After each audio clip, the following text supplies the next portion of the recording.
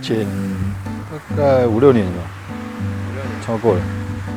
我从台北下来的，回来部落这边，就是想回来再住在这边，因为太久没有回来了，认识自己的部落，在这里会很多事情可以做，想要做的事情，比较能够接触到大自然的东西的。台北都是比较科技的东西，太无聊了。像去海边就不一样了，台北不可能你随时随地都可以到海边去。一个接触大自然的东西，就是会让人家很亲切，让你的心情会比较不一样。海上技能是我一直很想学的东西了。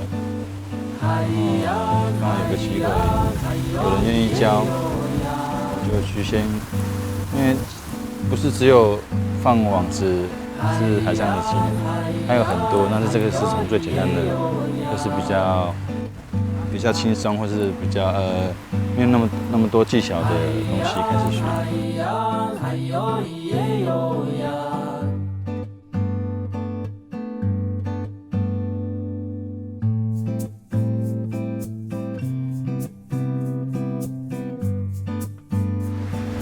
一般就是这也是传下来的啦，就是你要去尊重当地或是海边的神或是祖先，那会做一个祈福动作。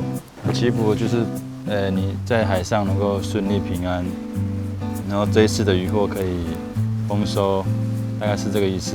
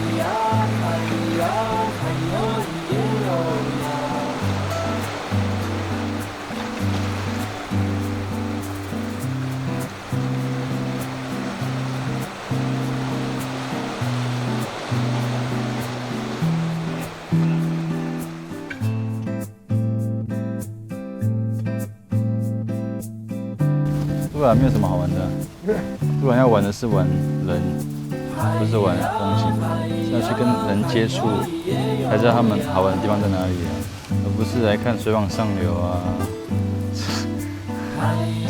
这个不叫这不叫玩都了。玩都然是你要去像倒数命家喝酒、聊天，对，你要去跟他们接触，才知道他们的那个文化或是他们的。生活习惯在哪里？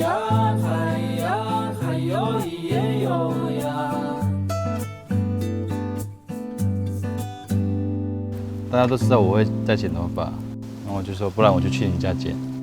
他就说好，所以演变成到后面就是都去每个人家里剪，这是个人的特色，就是到府服务的。不然在这边不到服务。收费都是1手啤酒啊，1手啤酒，所以我等一下要去买1手啤酒。1手啤酒是我跟你喝，不是我自己喝。真的。所以我到服务就是他们会先买好啤酒，边喝边剪，然后剪完再去学喝。头发。哎，丢人，不要乱丢垃圾。